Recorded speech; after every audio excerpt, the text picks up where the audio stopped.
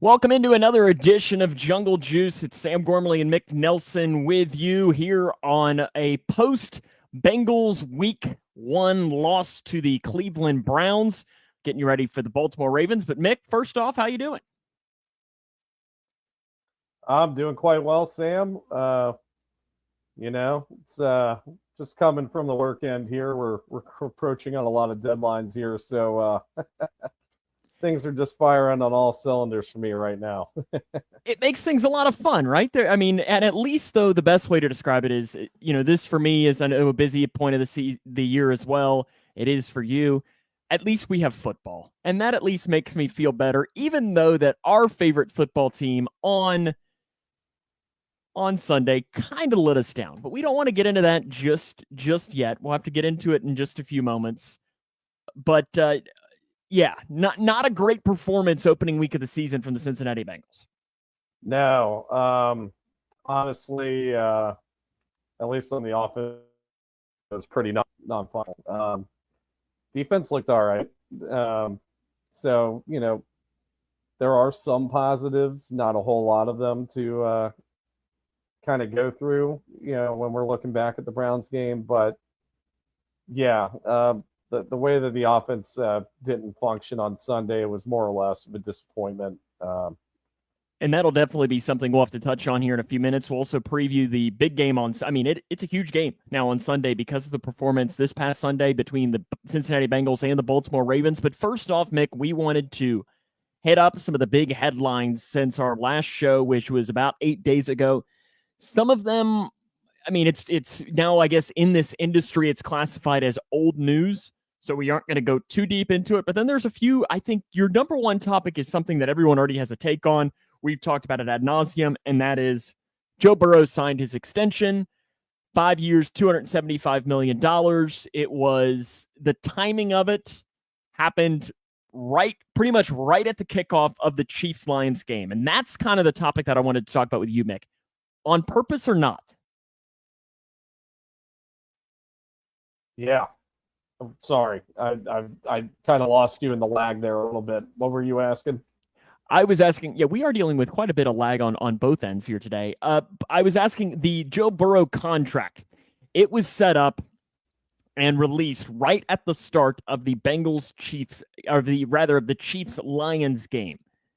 Was that on purpose, or do you think it was just a coincidence that was released to Adam Schefter?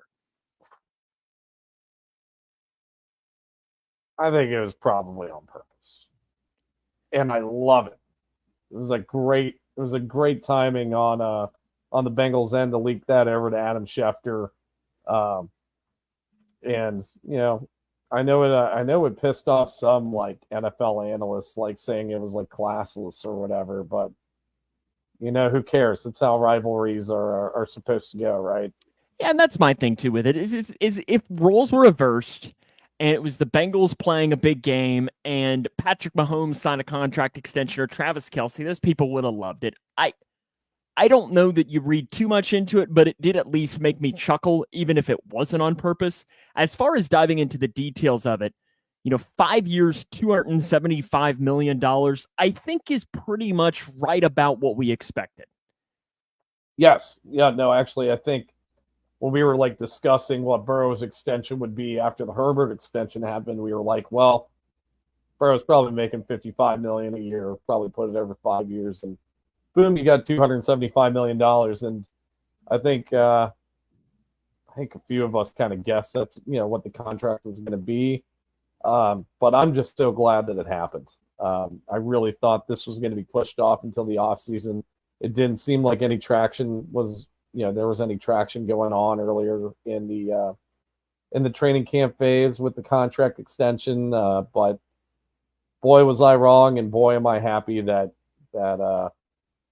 this is finally done, and you can start to finally try to piece together the rest of the extensions that could potentially come their way. And I think you're leading perfectly into what was the second big headline of this week that was non-Cleveland Browns related.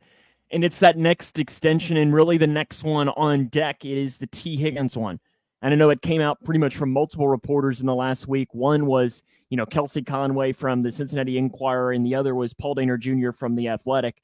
and both of them pretty much said, hey, this T. Higgins deal is not going to happen until the offseason, and he's probably going to hit the free agent market. And I know that kind of like blew up to some Bengals fans, but Mick, am I wrong in not even being a little bit surprised that that's what's ending up happening? Or am I in the minority? No, I don't think you're wrong at all.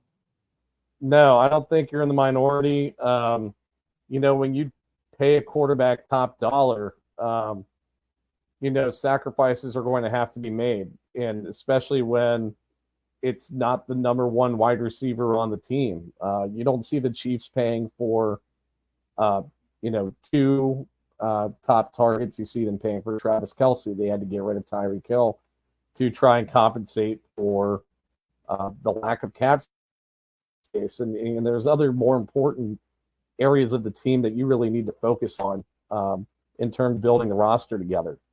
I'm surprised that the T extension didn't happen. I don't think is going to happen. Maybe you see him get tagged in the offseason. And see, I don't know that there's even a maybe I'm not to in the that. least bit surprised of the news that we. I think he 100% is. I think he's 100% going to get franchise tagged. I don't think there's any question about that. And here's what wouldn't surprise me is the good old tag and trade. Is that they tag him and then trade him right, towards the top, in those week plus before the draft, and do maybe an un-Bengals like thing, but a move that is probably smart for teams that want to win and try to pick up. Because here's the thing. I mean, Nick, if we're being honest, T. Higgins, if you can trade him to somebody that gets a year, potentially more, you could potentially swindle a first-round pick. If not, you're looking at a good second-round pick probably for T. Higgins, or a couple of mid and some late. He's going to get a decent haul for because I know that they talk about this every single time. Other than, a handful of teams in the league, he would be a number one wide receiver on just about any team in the NFL.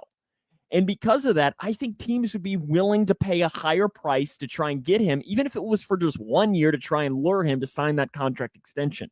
So that's why I think that the tag is 100% going to happen, and it wouldn't shock me if it still means that a year from now, he's playing for someone else.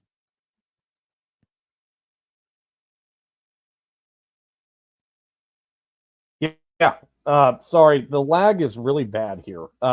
So I kind of pieced together what you were saying there. With the whole tag and trade thing. And I do agree. I think considering the position of T. Higgins, which is wide receiver, which is one of the highest paid positions in the league, I think you could get a really good haul from him. And I would be surprised if it wasn't a first-round draft pick. But the thing is that, I don't know, did the Bengals show T some grace a little bit and say, hey, we want you to get your bag? Unfortunately, we've got a lot of money tied up and we have to spend it on other positions. Best of luck in free agency or whatever. And I doubt the team would do that, but I was going to say, do good teams do that? No, good organizations probably don't do that. I love T. Higgins, but if we're being honest, T. Higgins doesn't deserve that level of respect yet either.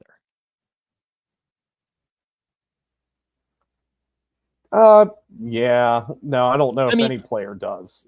I think you could have said, 2019 AJ Green maybe would have potentially deserved that respect because he'd been there a long time. He'd been through the thick and thin, but I don't know that I could see an argument that T. Higgins deserves that. And again, look at me. I love T. Higgins. Love what he does. He's a great player, and I hope he's a Bengal for the rest of his career. But realistically saying, I don't know that that's going to be a thing.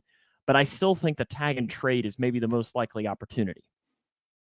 Yeah, no, that's definitely an opportunity. Here's my thing though: have we ever really seen many players get tagged and then traded? Wasn't AJ Brown an option of that? I don't know. I didn't know if AJ Brown got the tag or not. I honestly don't know. I know he got traded, obviously, but I'm not sure about the tag aspect of that. I actually kind of want to look that up a little bit, but I'll give it a Google while you're talking. But yeah, I would say And it kind of also maybe it kind of shakes out what happens for the rest of the season. If the Bengals go out and win a Super Bowl, I mean, does that change things this year? Next off season. So, I'm looking here in a couple of options that you've seen already. This article I'm reading is from 2021, so it's a few years old. But you had Yannick Ngakoue. He was an option. Jadeveon Clowney was an option. Frank Clark from the Seahawks. Dee Ford from the Chiefs. So there is precedent for that to happen. Now, I know none of those guys that I just mentioned in that quick sentence are skill guys as far as, wide receivers or a quarterback or something. But I don't want to steal what Hear That podcast growling does, Mick, but they do the run, passer, boot option. So we're not going to do that, but I'm just going to have you rank most likely to least likely here. And I think it's best to do 4 options so we can take it away from our own. We're not going to have a creative name or anything. But for T. Higgins, 1 year from today, most likely to happen, he is tagged and traded. He just is a straight up free agent and leaves.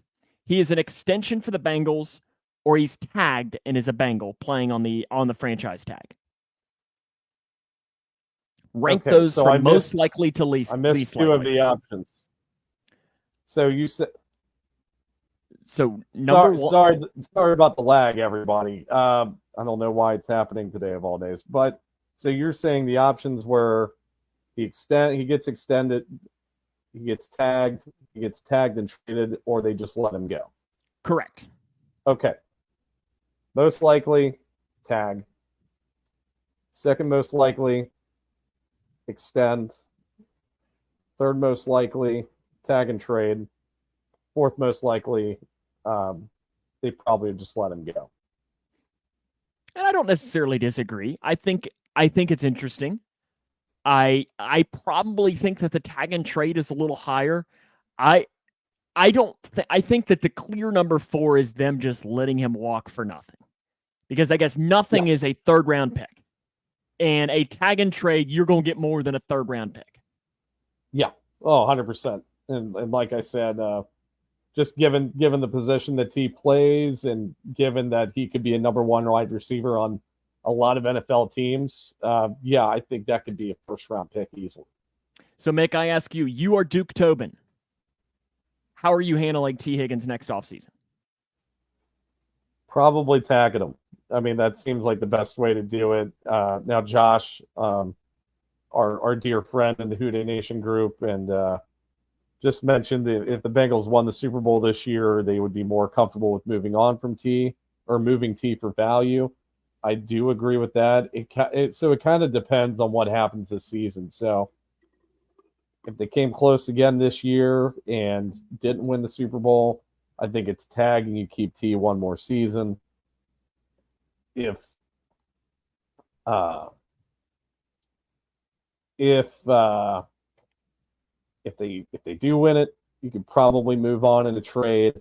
But I guess the other thing is, even with the Burrow extension, is that it is possible to keep Jamar and T and extend both of them with true extensions. I don't necessarily want that to happen, though. So if I'm Duke, I would probably tag T and keep him for 2024 and then let him test the free agent market in the 2025 offseason. Well, then theoretically, you even have the option that you could tag him again after that. That there's a level of disrespect that comes with tagging a guy 2 years in a row, I think. There is, but it is an awful lot of money that he gets, because I think it's like 1.5 times, I think, if you get tagged for a second straight season. So he'd be getting top level money. Yeah. And that's always where my thing. And I agree with what Josh is saying, but it's also, I think it's 1.5 times. And I think that the cap number for wide receivers was something like 20 million. So we'll just say that it's 20 million. So you're telling me that it's like the 5th highest, right? This is like is it an average of the top 5 or? Yes, okay, that's what it is. So let's just say with that one there. Let's just say if it's $20 million next year, and it'll be higher than that, then the double tag would be 30 mil. And it's tough for me to say and feel bad for a guy who's making $30 million a year. So that's, and again, I don't think it's going to happen. I don't think it's ever going to come to that. I don't know, because you're subjecting T to a whole lot of risk if you do the double tag, right? Because but you're also like, you're a business. You're not in it for, like, you are in it to make sure that your team is the best possible. Now, will that really tick T. Higgins off? Probably. Will he potentially have the holdout? Potentially. But guess what? Then he doesn't get paid. So it's that simple because of how the tag works. So you get to almost call the bluff. Now, again, will it happen? I'd be beyond shocked. But it is an option theoretically out there that the Bengals would want to do. And I don't disagree here with what Josh Howe says. He says from the player agent perspective, it's $30 million, but he can go get maybe 100 plus on the market. Yeah, you're not wrong. It's a security thing for sure. It's just like, you want to be locked up for a long period of time with more rolling guarantees. That's just, I don't know. I would be, if I were Duke Tobin, I would consider it a disrespect to somebody that gave his all to my organization for a few years to tag him 2 years in a row. And honestly, other players would take note of that as well. That the organization is willing to do that. Maybe you don't get as many free agent signings, or better free agent signings like they had the past couple of years, if they don't show the players some respect in some way, shape, or form in that aspect. The other big news of the week was yesterday. Lyle Collins was released from the PUP list and is now a free agent.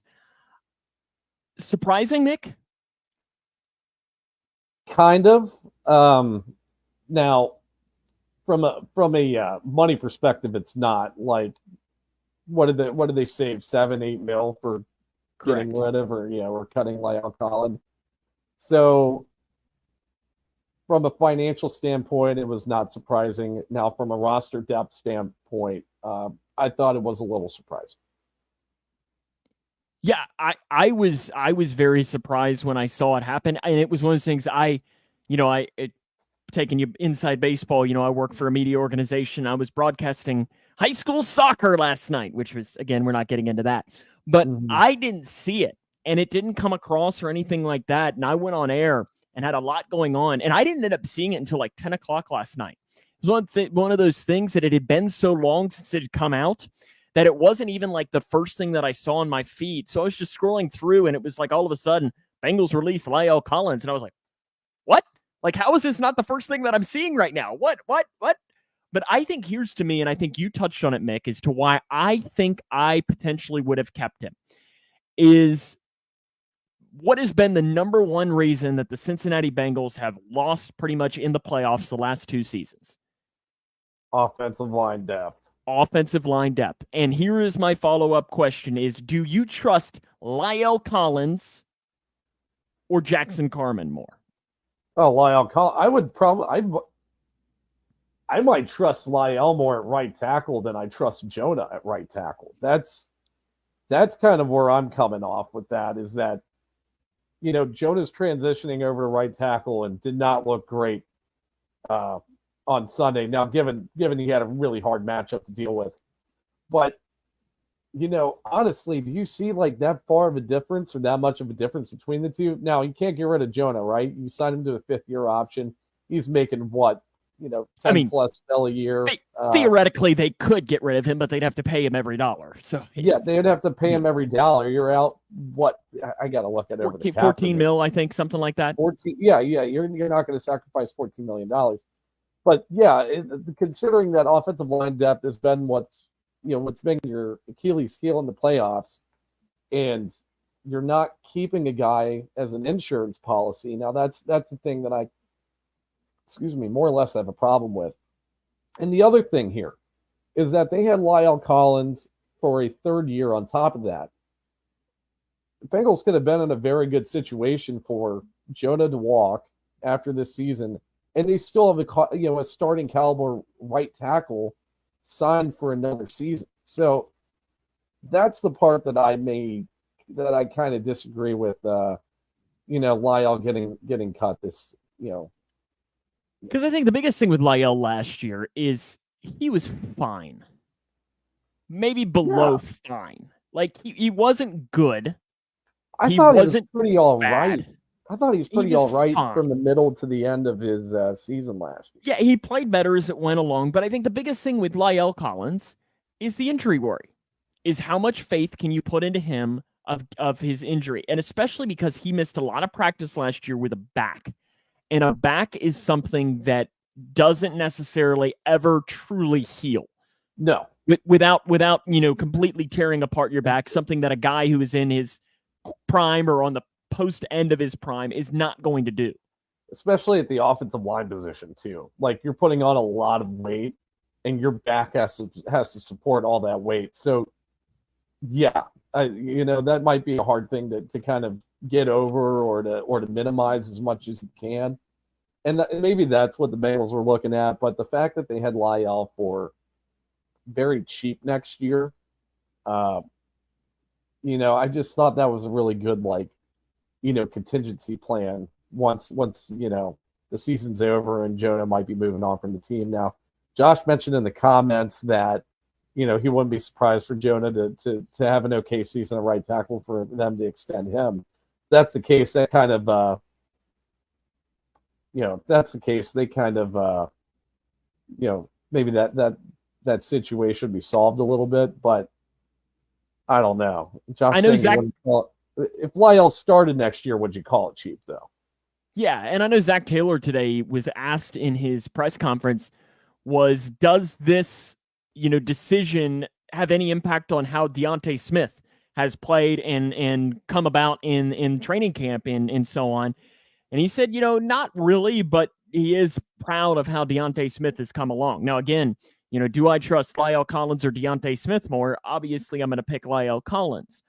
But also, like I said, you at some point you have to worry about the injury history for some of these guys.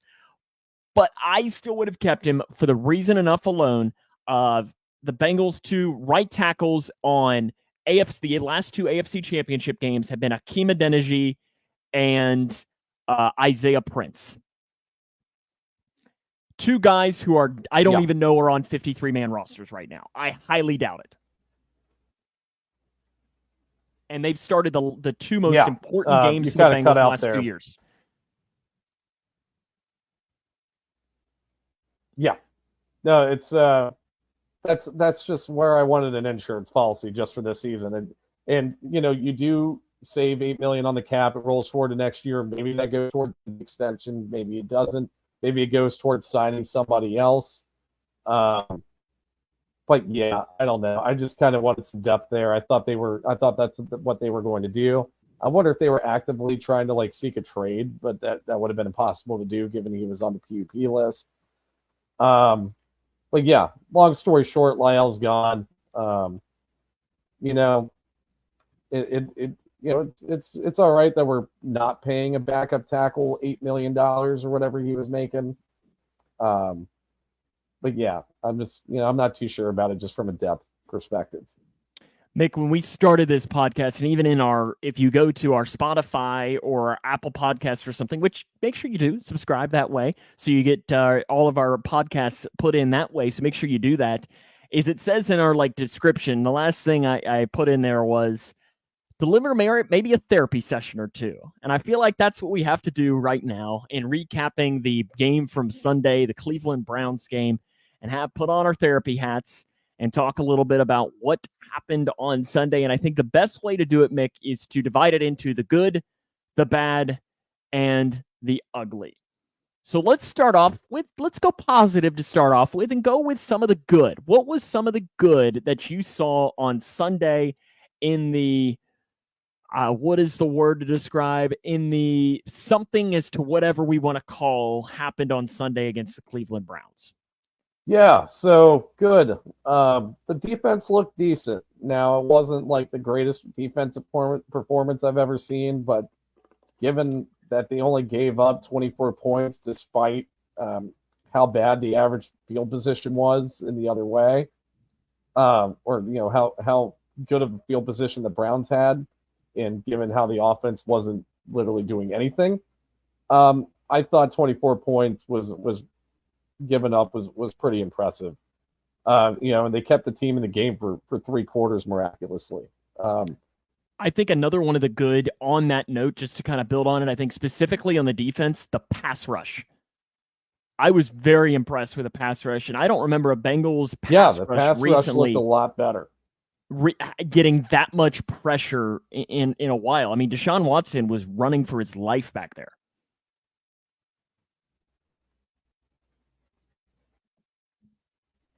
Yeah, and I wonder how much it had to do with Jack Conklin's injury that the edge rushers were starting to tee off a little bit. But yeah, the pass rush looked a lot better in week 1 than it did last year. Zach Carter made a couple nice plays. Trey obviously had he have a couple of sacks. He had one.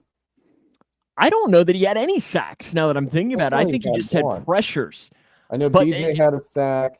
Trey was eating all game though. And that's the thing is with guys like him, a sack doesn't necessarily like he can impact a play just as much without getting the sack. And he had a lot of moments like that of just I mean, heck, the play that Jack Conklin got hurt on was because Trey Hendrickson was rushing the passer across the outside, and the offensive tackle just had to throw him down. And when he did, he threw him down right into the leg of his fellow offensive lineman. Yeah. That's I think another good the pass that came rush out of great. I think another good that came out of Sunday came out healthy. Like in all seriousness, you look around the league, there have been so many big injuries, and we'll touch on it later, especially with the Baltimore Ravens. I really can't think of any big injuries that came out of that game. I don't think any happened. All the starters are still intact as far as I know. So yeah, that's definitely a good thing that we came out healthy. Another good / I don't know if it's bad or good, but the fact that Brad Robbins got a lot of reps in the punting game, I feel like was a good thing. Especially given the weather elements of the game. I thought, he came out there and, he punted 8 times. He got a lot of reps. He had some good reps, some bad reps. But the fact that he got so much, experience out of that one game, I think was a plus for the team or for Brad Robbins at least. Josh Isles said Jermaine Pratt is definitely in the good realm, and I agree. Jermaine Pratt was great. I wasn't necessarily on team re-sign Jermaine Pratt, but he shut me up after that first game without question. Yep. Let's go to the bad. I can't wait for my Jermaine Pratt jersey to come in next week. There you go. Yeah. The bad. That next level of the bad. So the offense as a whole, Joe Mixon was the best player on the offense, and you're giving the offense bad and not ugly. I give you credit. Yeah, I mean, it's probably in the ugly category, but there's a lot of there's some particular like aspects of the offense that I have in the ugly category. Not the offense as a whole. I'll just put as a bad. Wide receiver separation was not even a thing in the game against the Browns on Sunday. The defense wasn't great at containing Nick Chubb. Now that's a really hard thing to do. But I thought the run defense was kind of lacking a little bit. I don't think Logan Wilson had the best of games. I think there was a lot of missed tackles on his end. We talk about Trey as good of a pass rusher he is, but his run defense is horrendous. I think for me, the bad is I would put the offensive line in the bad and not in the ugly. Because I think you did see like Orlando Brown Jr., for the most part, I think he gave up 2 pressures, maybe 3. But you're telling me you give up 3 pressures against Myles Garrett? Okay. Like it's just, and I think I give the Browns a lot of credit. I mean, for one, that defense is loaded with talent. And that's up there with a top tier level defense. But they were moving Myles Garrett around so much. Did you watch the play where he was like lined up over Karras? As like a 3-tech? Yeah. Yeah. That was crazy. What do you want them to do?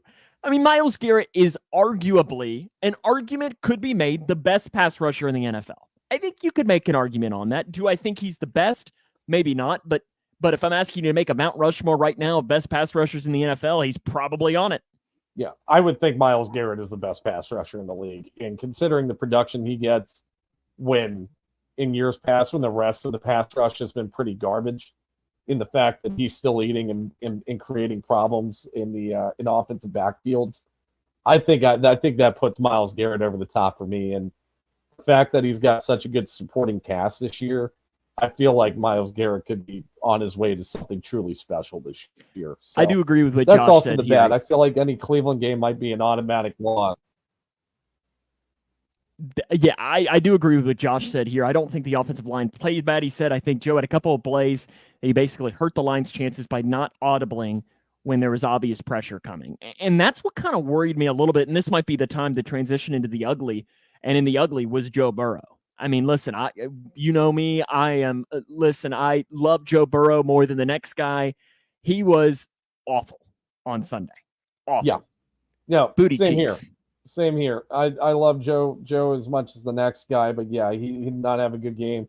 The communication, we talk about the ugly, the communication from the team as a whole was piss poor. I mean, you gave up a couple of first downs to T. Higgins because of bad communication with T. Higgins.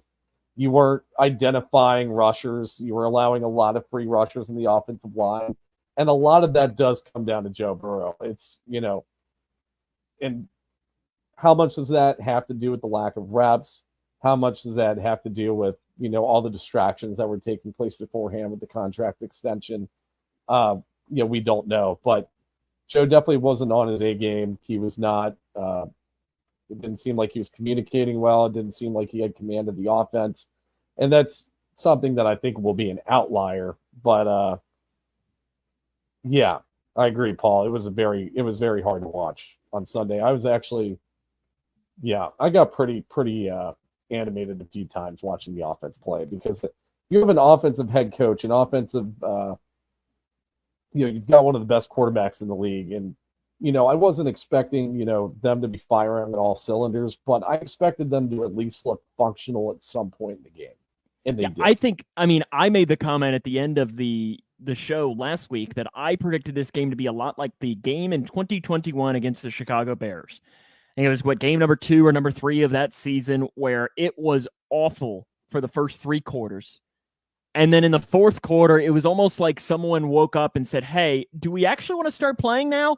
They were like, yeah, let's do it. And then they come back and then they fall up a little short and lose by a field goal or something along the lines of that. And I was waiting all game for something for that moment to happen, and it just never did. Because I really thought when, I guess it was their first drive of the second half, when they got the ball back, down by 3 or something, and I was expecting, okay, this is it. They've had their fun.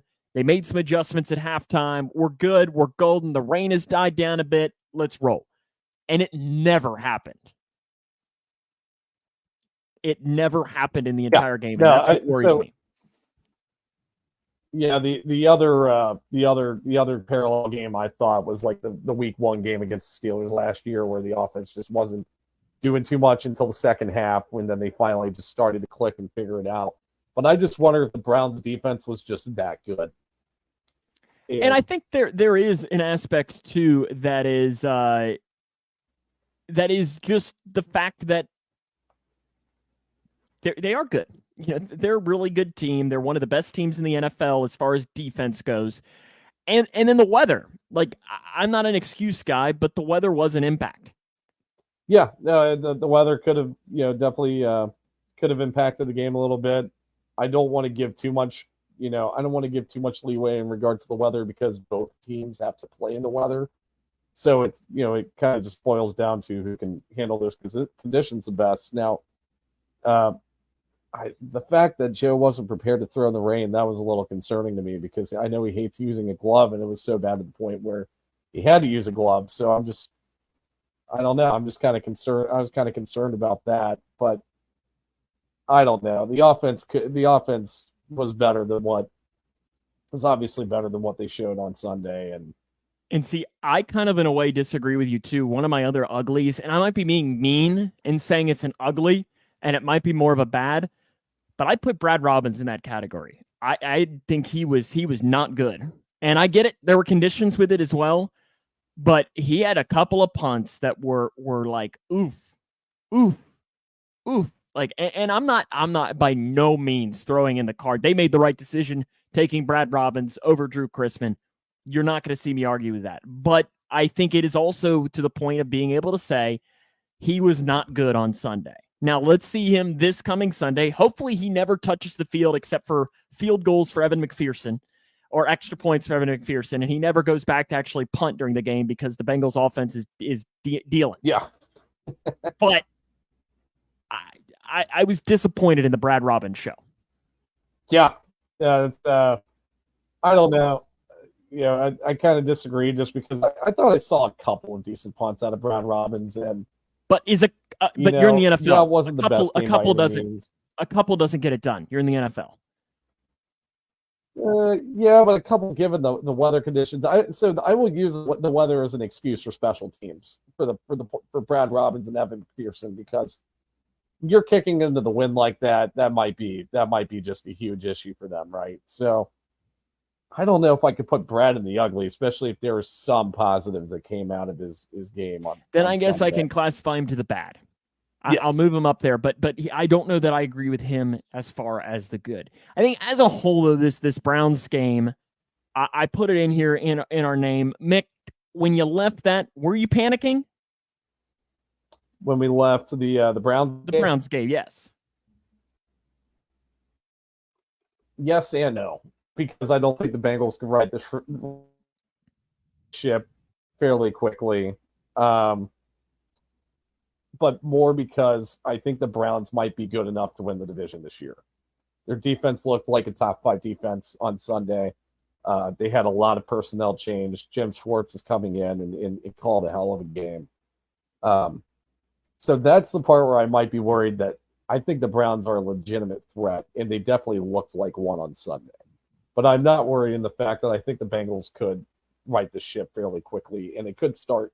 I think it very well could start this week against the Ravens. And I think that's the perfect transition into this weekend against the Baltimore Ravens. And listen, Mick, I mean, it's a huge game. I don't like throwing in, I know Paul Dehner Jr. in the Hear That Podcast growling, he always jokes about having the must-win wristband. And his joke is you're only allowed to use must-win once a season. And really using it in week 2 it's too early to say that it is a must-win. But, Mick, I think an argument could be made that just in a generalized term, that this is still as close to must-win as you're going to get in week 2.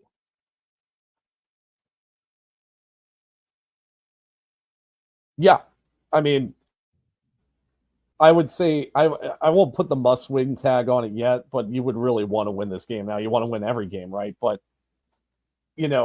there is a precedent, I guess, of starting out 0-3 in the division and starting 0-2 on the year last year, and they still won 10 games in a row and won the division and made it to the AFC Championship. But you want to try to avoid that situation as much as you can. So, yeah, I would just, I would say it's kind of a must-win. I don't think it's in the must-win category, but I think that, you want to avoid being in the hole you were in last year, even though you did get out of it and won the division last year. I think a couple of reasons why I want to throw that must-win wristband already in the season, and I'm not going to. But you look, first off, the game is at home. You got to win at home. Got to win at home. There's just no other way to put it for that. You got to find a way to take care of business when you're at Paycor Stadium.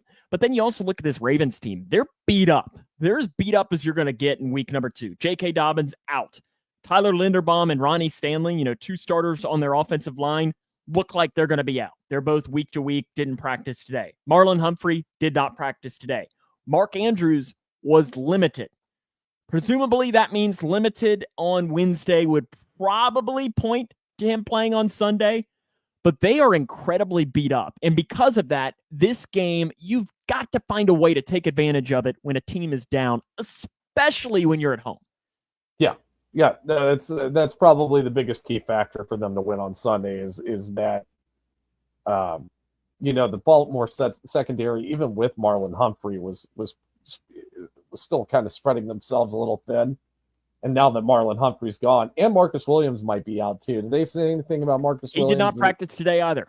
Yeah, so you got 2 really good starters in your secondary that are out, and we've got presumably a top 5 trio. A lot of people would put him at number 1. I don't know if we're at number one. I haven't really dived too deep into that. But regardless, given that their cornerback room is shot right now in week 2, Joe, Jamar, Tyler, T, Irv, they have to take advantage of this beat up secondary. And I think that's probably their easiest avenue in terms of winning this game. And I think that's kind of leads us into to talking here of Bengals offense versus the Ravens defense. I think, you touched on it there, is if there is a team to go up against to try and get the passing offense rolling, it's probably going to be this Ravens team because of, like you just touched on, is they're beat up in the secondary. And I think Paul makes a good point. Teagan's got to catch some balls. Burrow's got to throw some better balls. Guys got to get open. And I think this is as good of a time to do it as ever. Now, this Ravens secondary is not the Ravens secondary that we saw back in 2021, who had pretty much me and you back there. But they're not the Ravens secondary that we've seen, though, over the past couple of years. No, and let's see who's penciled in at starter, because I think it might be close to the cornerback room we did see in 2021. What do they got here? They got Ronald Darby, who is a new guy. He's been an established starter in the league, but he's towards the end of his career, right? You got Brandon Stevens, who I think was one of the 2 players that T had that ridiculous catch on in 2021, the one that he high-pointed in double coverage or whatever. Got our Darius Washington, who, I don't know, had a 44 coverage grade last year. But the safety duo is fairly better than it was in 2021 with Kyle Hamilton and Geno Stone playing. So maybe it's not as bad as 2021, but it's pretty bad. It's a secondary that this Bengals receiving core should feast on. And Paul writes in and says that the Bengals should have kept Hayden Hurst over Irv Smith. And I think that question is one that we're going to have to look at and talk to me at the bye week. Yeah. Irv Smith didn't do anything for me in week 1, but nobody did. So it's not like I can fault him for that. Yeah. Talk to me at the bye week and how I feel about Irv Smith. But I think this is also for him a big game to try and do something as well. You need to find a way to get him rolling. Yeah. No, I think it's a big game from Irv too, because you did bring up the point. Nobody looked good on that offense, but I did not think Irv looked good at all in that offense. I thought that he looked small. I thought he looked weak. He was struggling to catch balls. I was not particularly impressed with this performance in week 1, but could he right the ship week 2? I don't know. Maybe. I don't know. They do have very good coverage linebackers in Roquan Smith and Patrick Queen, so maybe that maybe it might be a little more difficult for him to just completely bounce back in week 1 or week 2. But yeah, no, I'd say that this is a big game for him to kind of right the ship and right his season. The Ravens offense looked good week 1 against the Houston Texans, though. So take into that what you want. Lamar Jackson has brand new wide receivers. Zay Jones, I know, had a big game in his debut. This Bengals defense, though, has been created to stop guys like Lamar Jackson. And I think in all reality, last year against him, they did a pretty good job the one time that they played him. They let him break the big one that led to the game-winning kickoff or game-winning field goal by Justin Tucker. But Lamar is going to get his. But I think what you have to do with Lamar is make him pass. And if Lamar drops and passes for 350 and the Bengals lose, then you tip your cap.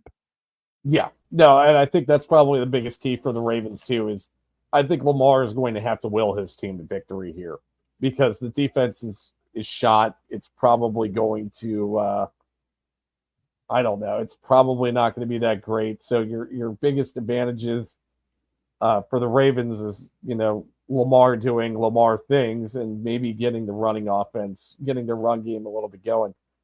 But yeah, I don't know. It's I noticed this thing the past few years with the Ravens in week 1, but somebody in the scheduling office of the NFL has to be a Ravens fan, because it seems like they've just been given gimmies every week 1 for like the past 5 years.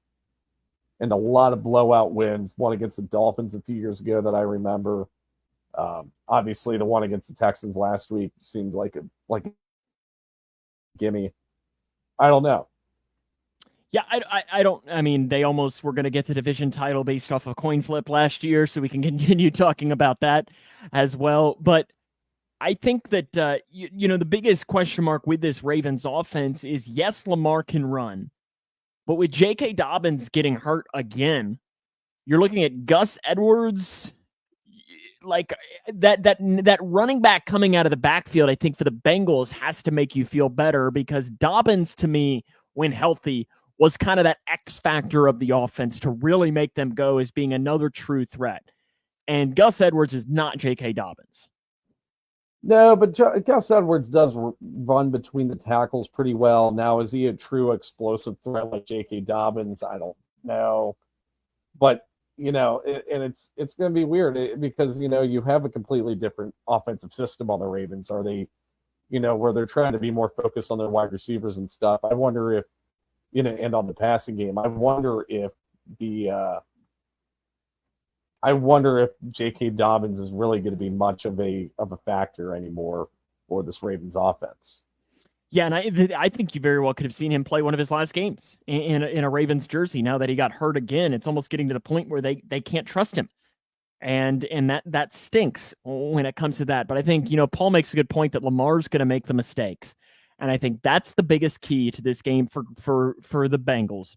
Is they have to force Lamar into making those mistakes. And that starts with a pass rush. But like Josh says, that you're going to have to spy him as well. And he thinks Dax Hill is. And if you can get that combination of the spy and the pass rush and force Lamar to beat you with his arm, I think it could be a really good game for the Bengals defensively, even if the offense isn't rolling. Yep. No, I agree as well. Yeah, that's probably the best key to success on the defense, is to make to have forced turnovers on Lamar's end, and Lamar usually does make mistakes passing the ball. So I don't know. I mean, you think back at the game, it could be a pretty good day. The Sunday Night Football game, he threw one. Was it Jesse Bates or Von Bell? Von Bell, right? That it was just an awful throw that he made. I'm remembering up the sideline. I'm trying to remember as to who made the pick. Do you remember what I'm talking about? I kind of lost you in the spiel there, but were you talking about the game week 5 last year? The Sunday Night Football game, Lamar, I remember, had an awful pick. Yeah. And it was it Von Bell? I think it was Von that had that interception. I think it was Von, because he had a stretch in the games between the Dolphins and the Ravens game where I think he had 3 picks, if I remember correctly. So yeah, it was probably Von. And I think that shows that the Lamar Jackson that you need to force more of, because listen, he is going to beat you with his legs. And I've said this since the minute Lamar got into the league. He is a fantastic athlete. Maybe the best athlete at the quarterback position that the league has ever seen. I think an argument could be made on that. But he is a below average passer. And you need to make that Lamar come out above the Lamar that is going to run all over you. Yeah.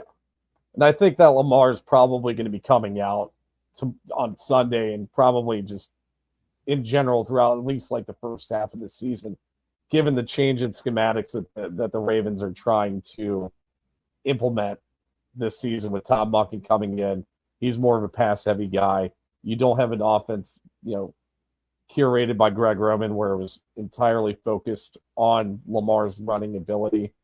So I think that bodes well for the defense this weekend for sure. Special teams, when it comes to this, I mean, you've got 2 of the best kickers in the league. Justin Tucker is elite. Evan McPherson is probably that next tier, because I think Justin Tucker is in his own tier. Oh, yeah. And I think there is a group of kickers in the tier below, and I think Evan McPherson is in that tier.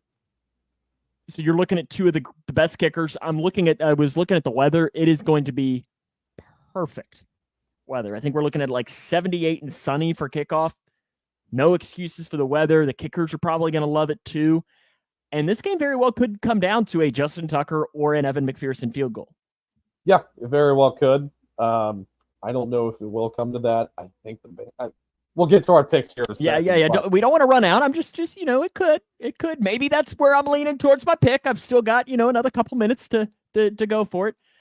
Paul Reese picking a 60-yard field goal for Justin Tucker. I wonder what the odds on that are. Can you do a prop bet on field goal yardage somewhere? I am sure. Speaking of that, is there anything that you're liking for a mix money of the week? Joe Burrow over passing yards. I don't know where they're sitting at right now, but I'm going to go with the over on the passing yards. I'm going to go with the over on the Jamar and T receiving yards. I think the offense could definitely feast this weekend, and I think they should feast this weekend.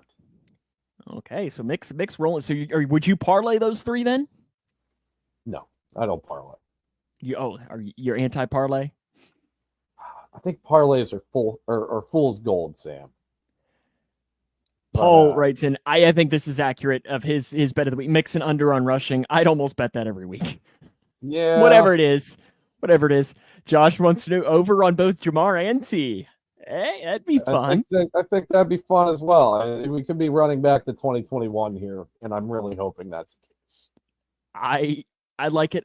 I like the Joe Burrow over passing number. I'm hoping that is the case. But I almost would disagree. I think that I might go under Burrow passing. I don't know. So it all depends on where the line's set, right? I don't know where the line's at right now. I don't know. I mean, technically like we're 250, right? That's probably Technically, since we live in the state of Kentucky, we are only allowed to bet in person. So we can't bet on our phones for another 3 weeks. Or 2 weeks, I think we're looking at. I think it's maybe the 28th. Well, I guess that's like a week. Is it the 28th? I thought I heard the 24th. I think it's the 28th. I think it's the so we're 2 weeks away. I think it's the 28th. I think it is that Thursday right before the Titans game that we'll be looking at it. And I've been liking to play around on DraftKings, and I love the all in-game. And it's also very dangerous for me because I love the whole, how will this drive end? Will it end in this? Who's going to catch the first pass? And I'm thinking, I need to stay away from that because I'm going to be watching the random college football game or the random, I guess Thursday night game this week is good. It's Eagles and Vikings, right? Yeah, no, it should be a good one. Yeah, that's a great one. But there will be at least one Thursday night game this year that is a total clunker. And to get myself interested, I'm going to be probably doing all of those in-game betting, and I'm probably going to lose a lot of money and have to just lose my phone on that. But I guess it's the time in the pod, Mick, where we can make our picks, right? Yeah, sure. We last week both predicted correctly that the Bengals would lose to the Cleveland Browns. I know, Mick, you predicted the blowout. I think 34-20, if my memory's right. And I think I predicted Browns 23-20. So we both win in that. You technically, if we were keeping score, you would get a bonus point for getting closer to the actual margin. So let's go through here this week. Who wins the Bengals versus the Ravens on Sunday at 1:00 with and it surprises me here. I didn't mention it. For one, we got to mention the official, Sean Hockley. Last time Sean Hockley. Is that the Pittsburgh game? It was 0-1. I think it's his only time ever doing it. It was the Pittsburgh game last year. Okay, small sample size. That's okay. The crew, the broadcast crew, I find interesting. And me being the broadcast nerd, I always like to try and predict which crew because it's usually pretty easy. The Nance and Romo's always the CBS 425 game. And then usually Ian Eagle gets the next best game. Kevin Harlan gets the third best game. And then the rest are kind of scrambled. Ian Eagle is on the second best game of the day, which I don't remember what it is now. Who's the color commentator with those guys? Ian Eagle is Charles Davis. Okay. Who is this one? Kevin Harlan has Trent Green, I think is his name. Okay. The Bengals this week, though, will have Andrew Catalon. And I don't remember Andrew Catalon's main color analyst, but Matt Ryan is also in his booth this year as his third chair. Really? Which is interesting because I found it interesting that I was learning, and we're getting off topic, but Matt Ryan technically is not retired from the NFL yet. Not retired, but still making money somewhere, doing something. With the Colts. So technically, because if he retired, he's still under contract with the Colts. And if he retired, he would lose all that money. So he's got to find something to do for a year. So because of that, he is in the booth with Andrew Catalon. So that's going to who has the Bengals call on Sunday. Kudos to Matt Ryan for just making the best of both worlds right there. And see, I almost kind of wish that I could hear Matt Ryan call the game because I'd be interested to see how it goes. But again, back on topic, Mick, who wins? Bengals or Ravens, and what's the final score? How's it go about? I'm going to go Bengals win 27-17. I think the offense is going to tee off. Maybe I'll go a little bit higher. We'll go 34-20. But I used 34-20 last week. 41-24 Bengals. There we go. Yeah, there we go. I think the offense gets back on track. I think they take advantage of a depleted Ravens secondary. I think Joe's going to look like Joe, hopefully. I think Jamar and T are going to get what's due to them. And I just see the defense competing with the Ravens offense more than I see the Ravens defense competing with Bengals offense this week. You are much more optimistic than myself. Much more optimistic than me. And I give you credit for that. I like I said last week, I do, and I think it's pretty much the same thing I said. I do agree with you on one thing, and I disagree with you on one thing. The thing I agree with you on is that the Bengals are going to win the game. The thing I disagree is there is not going to be that many points in this game. I'm taking the Cincinnati Bengals to win the game 16-13. Evan McPherson has a go-ahead game-winning field goal in the last minute or so. It's not quite at the gun, but it is enough to where Lamar has to run a couple of plays, and Lamar throws a pick. Logan Wilson gets the interception, drops down, Burrow comes out, takes the knee, and then we get to find out who the new back flipper is in the back there of that. You think it's good? Yeah, that's the biggest question. Who's going to be the backflip guy? You. I heard that Zach Taylor is going to be buying you all of the White Claws you can drink and see how many backflips you could do after the game. It's going to be 0. But I'd pay good money to see it happen. I'll gladly drink as much as Zach provides me and try. But yeah, who's gonna be the backflip guy? I'd assume it'll probably be Chris Evans back there, but I don't know that Chris Evans can do the backflip. That's a good candidate. That's a good candidate right there. Yes, but Trent Taylor was the backflip guy. But I am picking Bengals 16, Ravens 13 with an Evan McPherson field goal in the closing under the 2-minute warning. We'll say that. It's not at the gun, but we'll do it. Paul Reese, his White Claw won't help my backflip. Same here, Paul. That's why I said it. You might need a Red Bull, right? Gives you wings. Let's be real. There is nothing that would help me do a backflip. Nothing. Yeah. There's no shot that I know. I don't even help me do a backflip. That's I don't know that I could do a half flip and like end on my head. Like I don't even know that I'd make it that far. I think I'd just be a back. I can barely get out of the chair I'm sitting in. Yeah, better get a neck brace ready. You are right, Paul. Yeah, as long as the Cincinnati, EMS is waiting for me, then I'm ready for it. Well, given the couple of events that happened last year at Paycor Stadium, I think they'd be ready. I would hope so.